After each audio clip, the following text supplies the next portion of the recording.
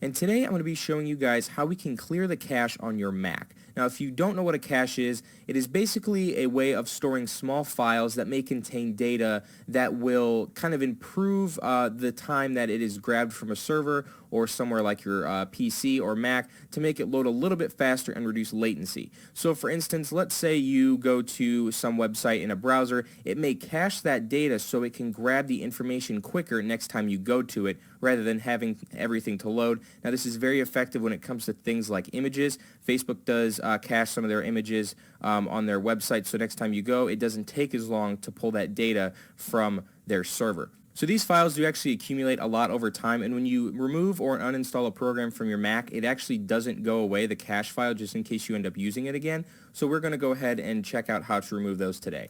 So if you're a big fan of shortcuts, make sure you are on your desktop and hit Command-Shift-G to go to the Go-To folder, or if you're not really into these types of shortcuts, you can just go to the main menu and go to Go and go to Go-To folder. And we are going to type in the following path. We are going to type in a tilde with a backslash, and we are going to type in library. And you'll see that this come up right here. And we are going to go ahead and click on the caches folder, or you can just go to, if you go to the go-to folder again, we can just type in library backslash caches to make it a little bit easier.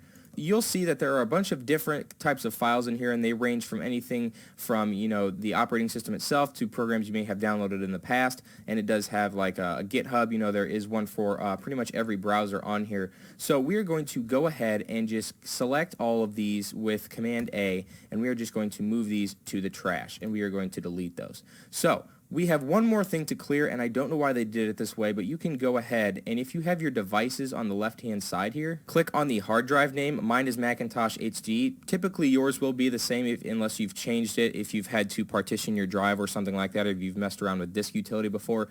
So go ahead and click on Macintosh HD. If you don't see it, you can go to the Finder section and go to Preferences, and under Finder Preferences, you can make sure that under Devices, Hard Disk is selected. See, if we uncheck this, it goes away. If we check it, it's going to go away, and I'm just going to remove that really quick in external drives and CDs. So if you click on Macintosh HD and go into Library and go into Caches up here, you'll see that there are still files in here. I don't know why they did it this way, but if we take a look at, if we go back to Go to Finder really quick and we keep this path, there is nothing in this folder with caches, but there is in here, and it's the same path, so I'm not sure exactly, you know, what they did with that, but you can go ahead and delete these also. These folders with the like the do not enter sign on there, you just can't open these because you don't have the permissions, so you guys can just go ahead and delete those as well. It's probably going to have you enter your password because it's not going to let you delete those files with the red on it, but you can, oops, enter the wrong password, you can go ahead and just delete those also. And that's how you clear the cache. You know, you will see a bit of improvement as far as, you know, speed goes. These are going to accumulate over time as you continue to use your Mac, but you can always go ahead and delete these if you feel the need to. But that is about it for this video, guys. Really cut and simple, cut and dry. So if you did like this video, please give it a thumbs up and subscribe. Leave a comment in the section below on some future videos you want to see from me.